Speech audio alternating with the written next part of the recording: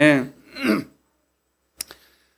사도 요한은 3장까지 요한계시록의 수신자인 소아시아의 교회들을 하나하나 언급한 후에 이제 4장에 들어서서 본격적으로 자신이 봤었던 환상들을 묘사하고 있습니다.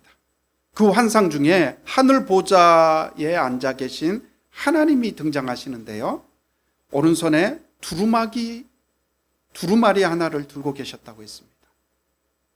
그리고 그 두루마리는 7인이 찍혀서 봉해져 있었습니다. 우리 노아가 학기 초반에 기숙사에서 그 밀랍에 인장을 찍어가지고 봉인한 편지를 보내왔었는데요, 아마 재미삼아 또 멋스럽게 그렇게 봉인까지 해가지고 그렇게 편지를 보낸 것 같아요. 그런데 대개는 기밀 문서 같은 것에 우리가 봉인을 하죠. 그렇죠? 또 자동차 뒤쪽 번호판을 보면 우리 어른들은 아시겠지만 우리 어린이들은 잘 모를 거예요. 자동차 뒤쪽 번호판에 보면 정부라고 쓰여진 동그란 모양의 은색 금속 같은 게 붙어 있을 겁니다. 그것도 봉인이라고 부릅니다. 봉인. 올해 2월부터는 그 자동차 봉인 제도가 없어졌대요. 올해 2월부터는. 이처럼 봉인은 허가받은 사람 외에는 함부로 뜯거나 개봉해서는 안 되도록, 개봉하지 못하도록 표시를 해두는 거죠. 누가 그걸 뜯었는지 안 뜯었는지를 알 수 있도록 표시를 해놓는 겁니다. 그래서 누구나 함부로 그걸 뜯거나 개봉하지 못하도록. 하나님께서 바로 그렇게 7인을 찍어서, 도장이죠, 7인을 찍어서 봉인한 두루마리 하나를 들고 계셨던 건데요, 5장 2절 말씀에 보면 힘센 천사가 큰 소리로 외칩니다. 이 봉인을 떼고 두루마리를 펴기에 합당한 사람이 누구인가? 크게 외치는 거예요. 그러나 안타깝게도 그 두루마리를 펴거나 그것을 볼 수 있는 사람이 하늘에도 없고 땅 위에도 없고 땅 아래에도 없다고 했습니다. 그래서 요한은 슬피 울었다고 했는데요, 그 두루마리를 펼쳐야만, 그 7인으로 봉인되어 있는 그 두루마리를 펼쳐야만 로마 황제의 핍박과 박해 속에서 고통당하고 있는 교회가 구원을 얻게 될 테고, 또 교회를 박해하던 세상 권력은, 그 로마 황제 그 권력은 심판을 받게 될 텐데, 그걸 펼쳐야만 되는데 그 두루마리를, 그 봉인을 해제하고 그 두루마리를 펼칠 수 있는 사람이 어디에도 보이지 않았던 거예요. 그래서 사도 요한은 슬피 울고 있었던 거죠. 그때 장로들 가운데 한 명이 사도 요한에게 이렇게 말합니다. 울지 마십시오. 유다 지파에서 난 사자, 곧 다윗의 뿌리가 승리하였으니 그가 이 7 봉인을 떼고 이 두루마리를 펼 수 있습니다. 유다 지파에서 난 사자, 라이언, 사자. 유다 지파에서 난 사자가 누구를 말하는 걸까요? 기독교 변증가로 유명한 C.S. 루이스, 한 번쯤 들어보셨을 텐데요, 이 C.S. 루이스가 쓴 나니아 연대기라는 소설이 있어요. 혹시 나니아 연대기 들어보셨죠? 영화 혹시 보셨나요? 영화? 소설이 이제 영화로도 나왔는데 저는 영화로 봤어요. 근데 거기에 보면 아슬란이라는 사자가 나오죠. 아슬란이라는 사자. 그 사자가 바로 유다 지파에서 난 사자, 즉 예수 그리스도를 말하죠. 바로 그 예수 그리스도 외에 그 두루마리를 펼칠 수 있는 사람이 하늘에도 땅 위에도 땅 아래에도 없다는 겁니다. 예수님만이 두루마리를 펼칠 수 있으신 이유는 5장 6절에 나온 대로 예수님이 바로 죽임당한 어린 양이시기 때문입니다. 예수님은 유다 지파에서 난 사자이심에도 불구하고 스스로 사자의 자리를 버리고 내려놓고 죽임당한 어린 양이 되셨던 거예요. 사자와 어린 양, 너무나 대비되는 모습 아닙니까? 그렇죠? 나냐 연대기를 보면 배신자 에드먼드를 살리기 위해서 사자 아슬란이 대신 목숨을 잃게 됩니다. 그리고 그 사자 아슬란의 희생으로 인해 에드먼드는 물론이고 모든 생명체들이 되살아나게 되죠. 그리고 결국 아슬란도 다시 살아나게 됩니다. 강력한 힘을 가진 사자임에도 불구하고 힘없는 어린 양의 모습으로 죽음을 선택했던 건데요.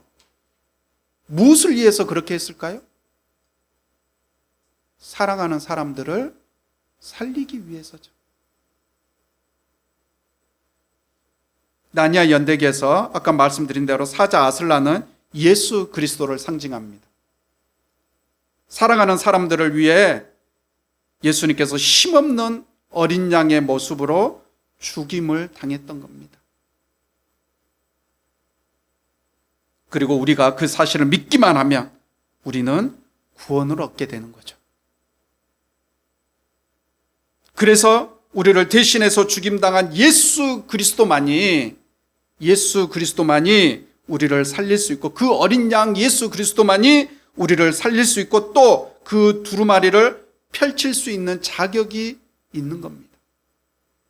교회를 구원하고 세상을 심판할 자격이 어린 양 예수, 죽임당한 어린 양 예수 그리스도께만 있다는 거죠. 로마서 5장 7절부터 9절의 말씀입니다. 제가 한번 읽어드리겠습니다. 의인을 위해서라도 죽을 사람은 거의 없습니다. 더욱이 선한 사람을 위해서라도 감히 죽을 사람은 드뭅니다.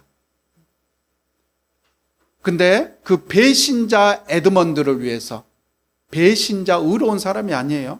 배신자 에드먼드를 위해서 사자 아슬란이 대신 목숨을 잃게 되잖아요. 그렇죠?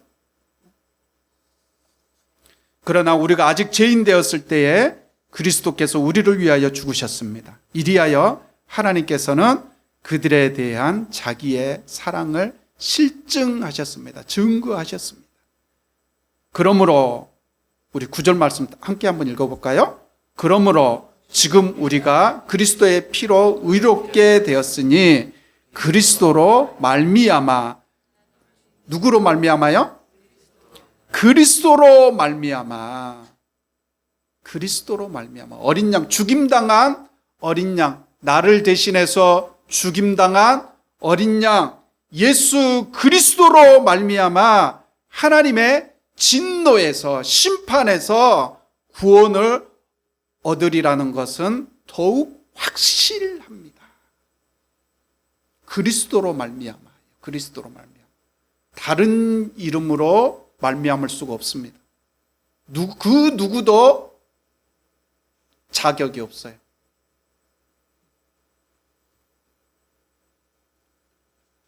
슬피 울고 있는 사도 요한 앞에 죽임당한 어린 양 예수 그리스도께서 나타나십니다.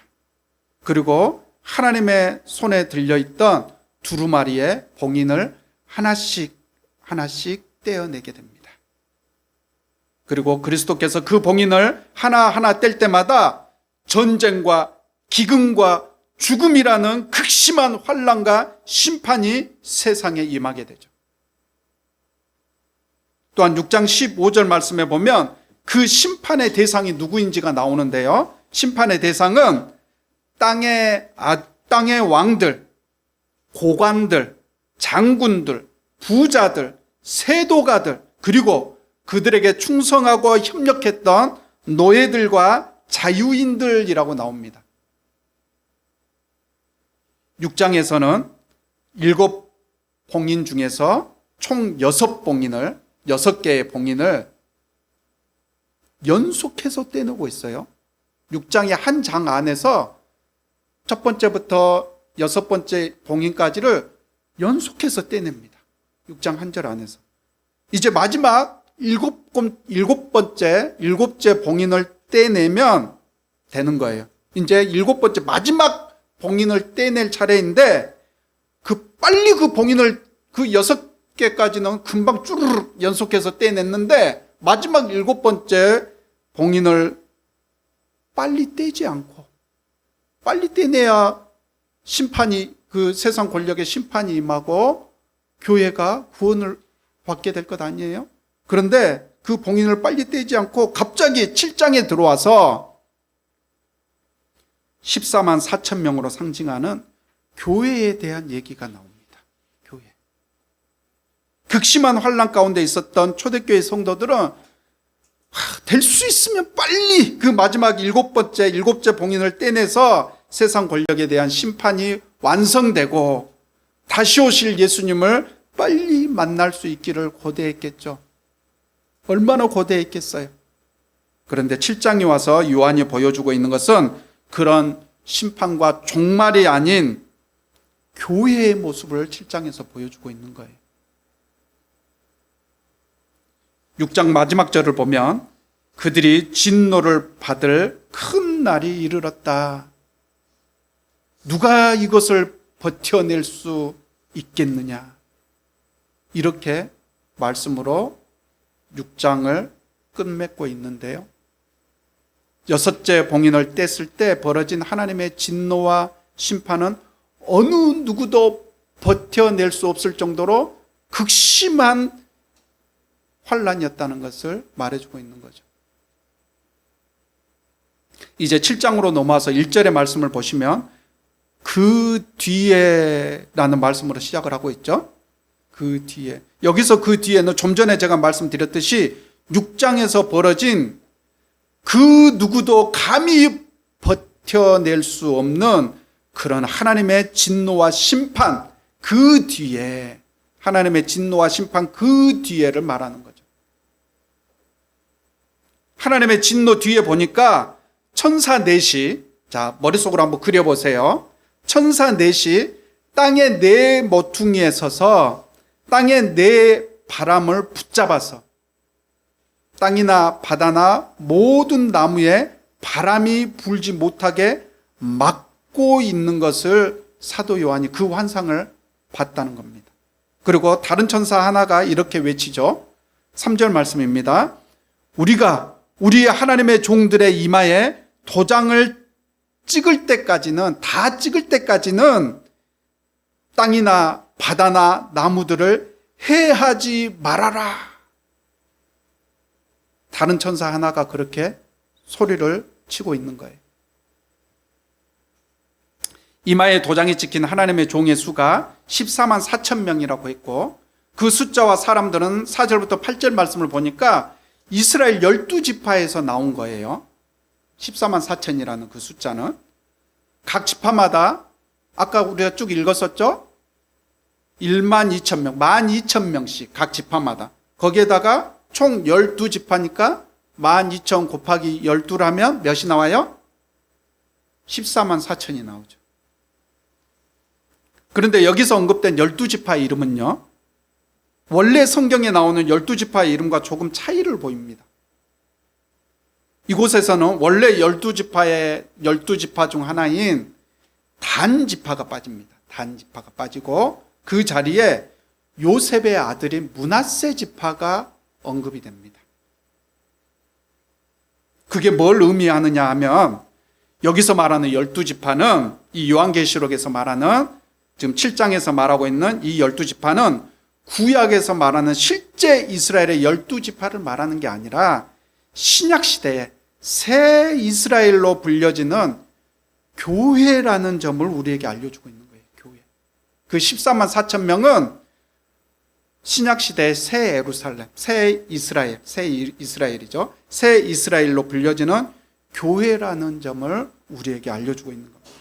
14만 4천 명이라는 숫자는 구체적으로는 구약의 12지파에 또 신약의 12사도를 곱한 숫자, 그 숫자에다가 많은 숫자를 의미하는 천, 이 천을 곱하면 14만 4천이 또 나오게 됩니다.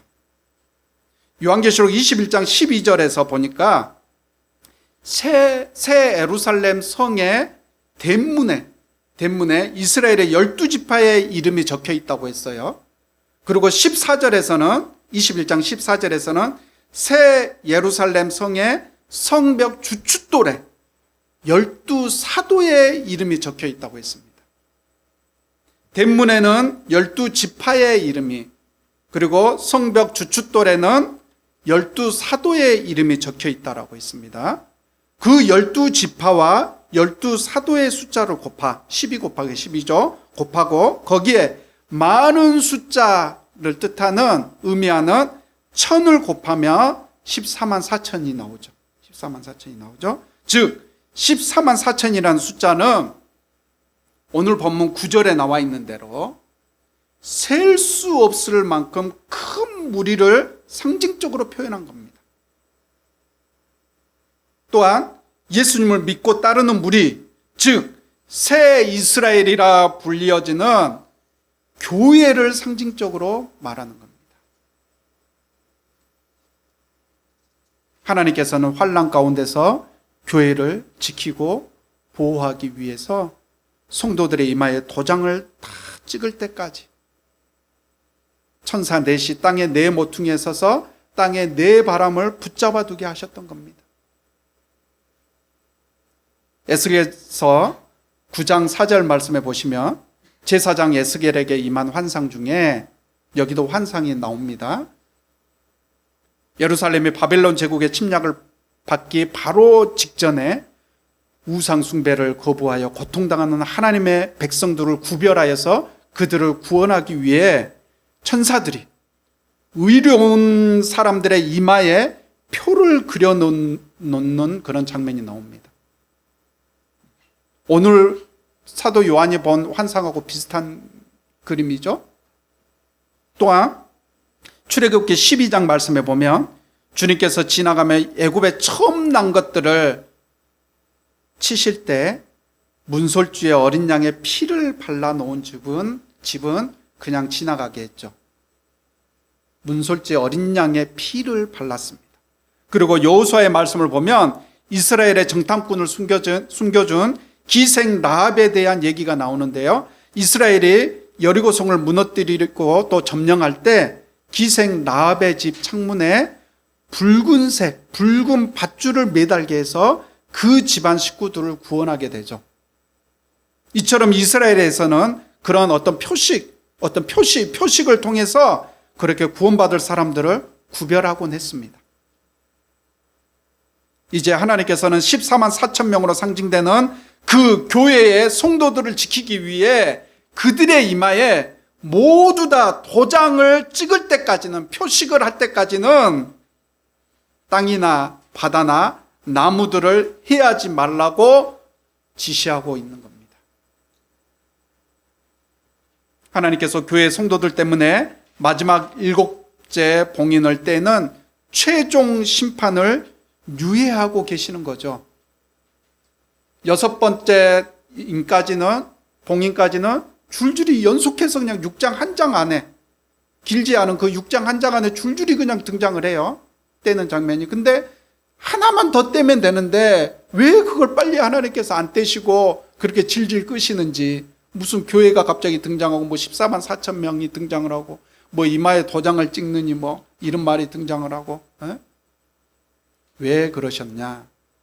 우리의 이마에, 우리를 지키고 보호하기 위해서 우리의 이마에 도장을 다 찍을 때까지 그 심판을, 마지막 7째 봉인을 떼는 것을 유예시키고 있는 거예요. 이 7장의 상황이 바로 지금 우리가 살고 있는 이 시대가 아닌가 하는 생각이 듭니다. 지구 곳곳에서 첫째부터 6째 봉인을 뗐을 때 일어났던 어떤 그런 기근과 전쟁, 그리고 지진과 죽음이 심심치 않게, 아니 이제는 너무나 흔하게 우리 주변에서 벌어지고 있습니다. 뉴스를 켜면, TV를 켜면 뉴스에서 온통 그런 소식, 그렇죠? 그런 소식들 뿐이에요.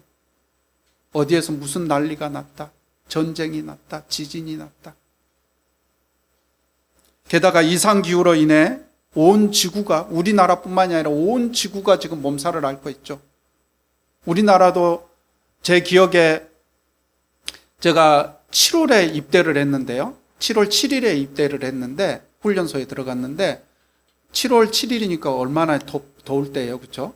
그때도 뭐 몇십 년 만에 뭐 가뭄이니 또 불볕더위니 막 이래가지고 막 뉴스에 나오고 막 그랬을 때였는데, 그때 훈련을 할 때 30도를 기준으로 해서 30도가 넘으면 훈련을 50분 하고 뭐 30분 쉬었나? 뭐 이렇게 이제 그 기준이 내려온 거예요. 그게 기준이 30도였어요. 그러니까 30도면 엄청 덥다고 느낀 거죠.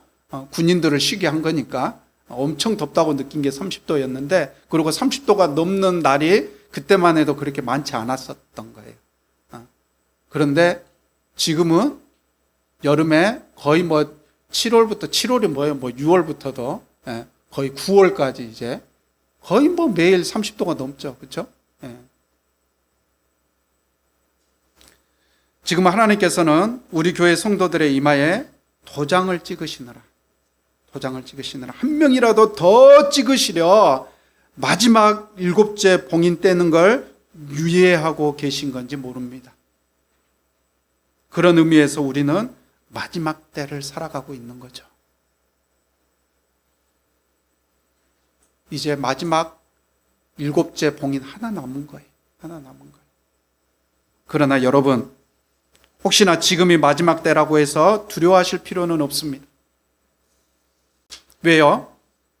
우리의 이마에는 어린 양의 도장이 찍혀 있고 우리의 몸에는 어린 양 예수 그리스도의 피가 묻어 있기 때문입니다.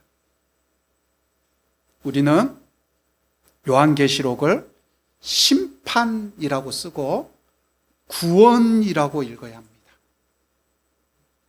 다시 한번 말씀드릴까요?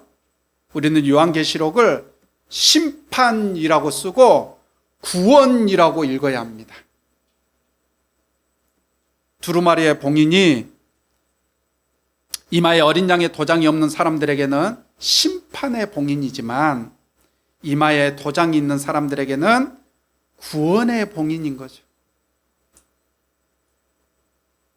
6월절이 애굽 사람들에게는 죽음과 슬픔의 날이었지만 어린 양의 피를 문설주에 발라두었던 이스라엘 백성들에게는 해방의 날이고 축제의 날이었죠.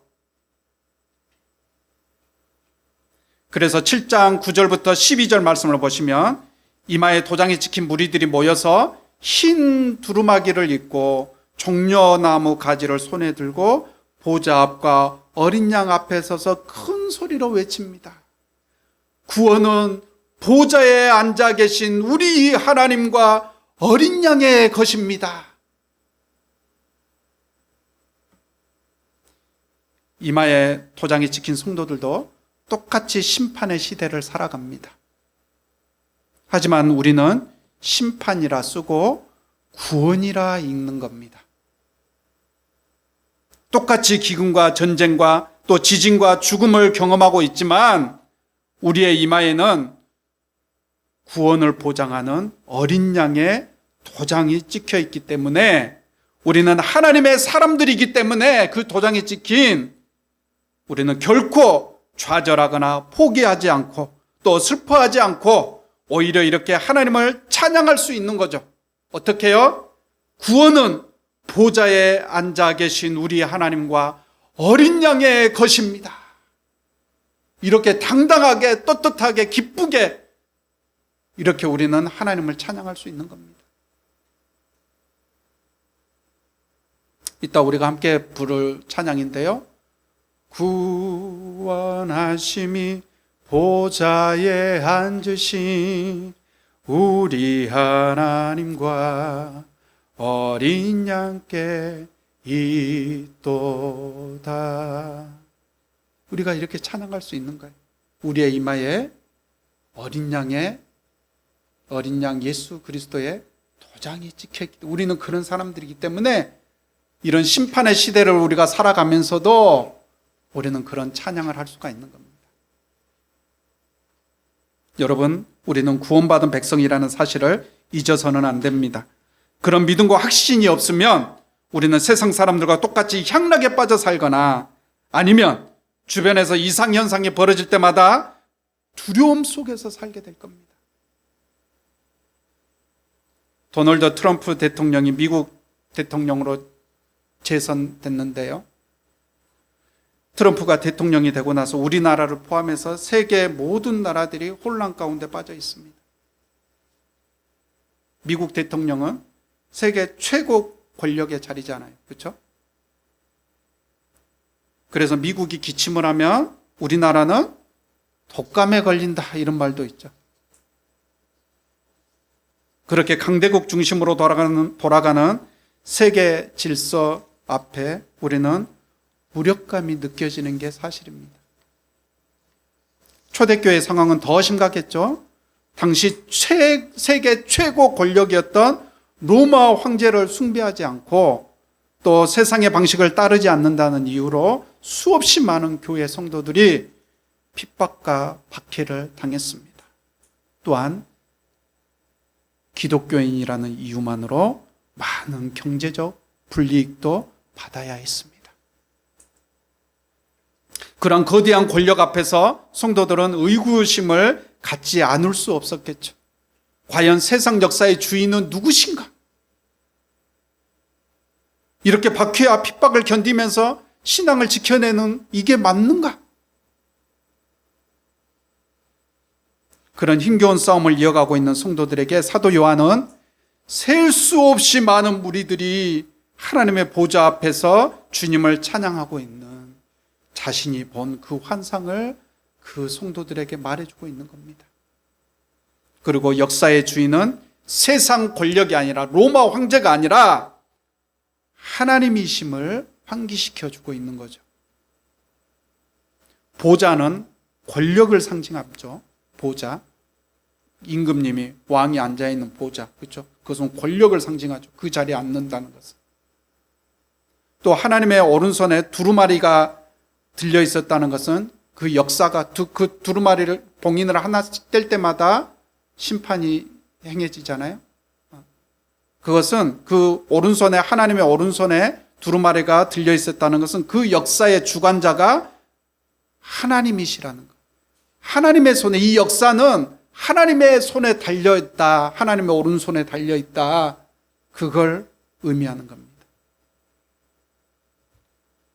하나님께서는 불의한 세상 권력을 모두 심판하시고 이마에 어린 양의 도장이 찍힌 의로운 성도들을 마침내 구원하실 것입니다. 반드시 구원하실 것입니다.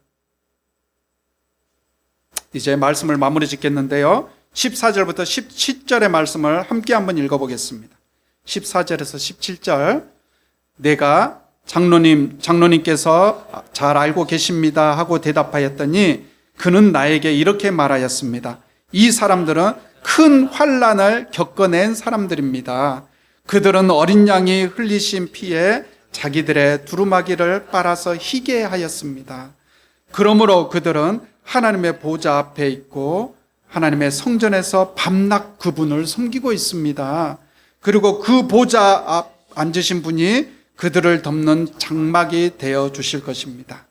그들은 다시는 줄이지 않고 목마르지도 않고 해나 그 밖에 어떤 열도 그들 위에 괴롭게 내려쬐지 않을 것입니다. 보좌 한가운데 계신 어린 양이 그들의 목자가 되셔서 생명의 생물로 그들을 인도하실 것이며 하나님께서 그들의 눈에서 눈물을 말끔히 씻어 주실 것입니다. 아멘. 당시 환난을 당하고 있던 성도들에게 이 말씀이 얼마나 큰 위로가 되었겠어요. 그렇죠? 마지막 때를 살아가는 오늘 우리들에게도 이 말씀이 큰 위로와 경제의 말씀이 되었으면 좋겠습니다. 그 보좌에 앉으신 분이 그들을 덮는 장막이 되어 주실 것이다. 주님께서 여러분을 덮는 장막이 되어 주셔서 다시는 줄이지 않고 목마르지도 않고 또 해나 그 밖에 어떤 열도 뜨거운 열도 우리 위에 괴롭게 내려쬐지 못하도록 하나님께서 예수 그리스도께서 막아주실 것입니다. 우리가 캠핑 가면 뜨거운 햇빛을 가리기 위해서 타프라고 우리가 부르는 그 천막을 치죠. 하나님께서는 그 타프처럼 우리를 덮어서 보호하시고 지켜주시겠다는 겁니다. 그리고 17절에서 어린 양 예수 그리스도께서 성도들의 목자가 되셔서 생명의 샘물로 우리를 인도하실 것이고, 하나님께서 성도들의 눈에서 눈물을 말끔히 씻어 주시겠다고 했습니다. 우리가 믿음대로 살기 위해서, 또 믿음을 지키기 위해서 억울한 눈물, 고통의 눈물을 얼마나 많이 흘리며 살고 있습니까? 하나님께서 우리의 그 눈물을 말끔히 닦아주실 날이 속히 다가올 겁니다. 이제 낙심하지 마시고 좌절하지 마시고 끝까지 성도의 자리를 지켜낼 수 있기를 바랍니다. 또한 이 세상의 주인은 보좌에 앉으신 하나님이시고, 또 역사의 주관자 또한 그 하나님이시라는 사실을 인정하시기 바랍니다. 그리하여 그 보좌 앞에 엎드려 경배하며 날마다 나를 구원하신 어린 양 예수 그리스도를 찬양하는 그런 환희에 찬 삶을 살아가는 우리 모두가 될 수 있기를 주님의 이름으로 축원드립니다. 함께 우리 찬양